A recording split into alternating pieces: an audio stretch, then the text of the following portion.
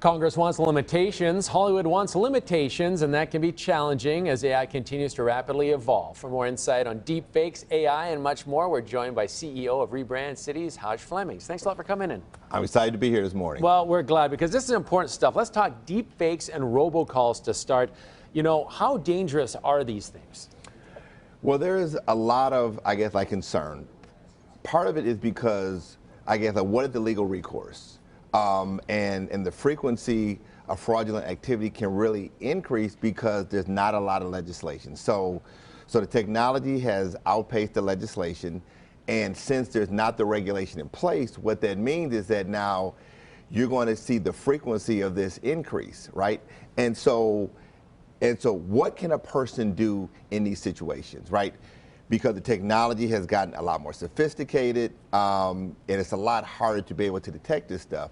So I think some of the things that a person has to think about is that if you're being called, what are the things that you can do to validate who's calling you? So if you're on a cell phone, you can look to see if there is, if it's coming from a spam number. You can look to see if the number is being blocked. You shouldn't be sharing information that's financial information. Mm-hmm.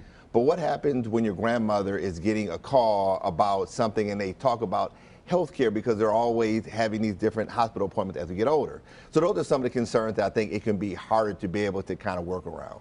All right, so we always kind of focus on the negative. Can these deep fakes be used for good?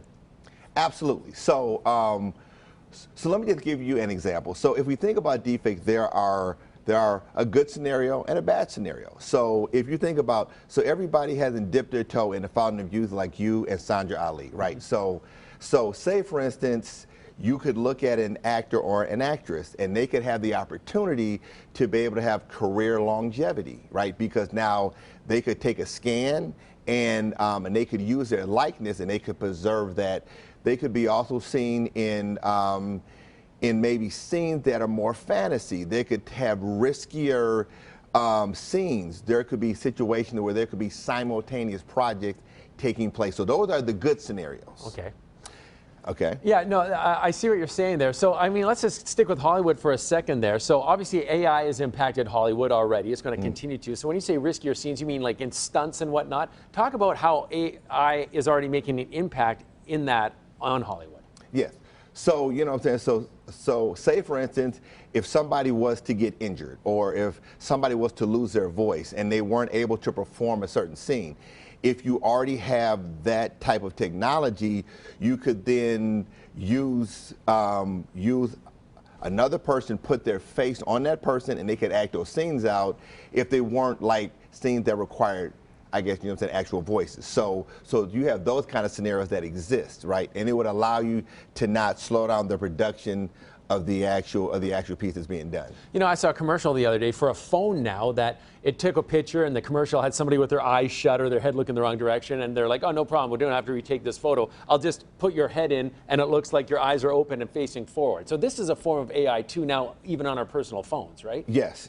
So you have the ability to be able to do, and so again, there are good use cases, but then there are some negative things that we have to think about. How do we manage around that and leverage a lot of these different tools? Yeah, and just quickly, ChatGPT has rolled out some new updates. Can you quickly tell us about those? Yes, so there's a new feature out, and it's called GPT. So basically, it's a customized version of ChatGPT within OpenAI or within your actual set.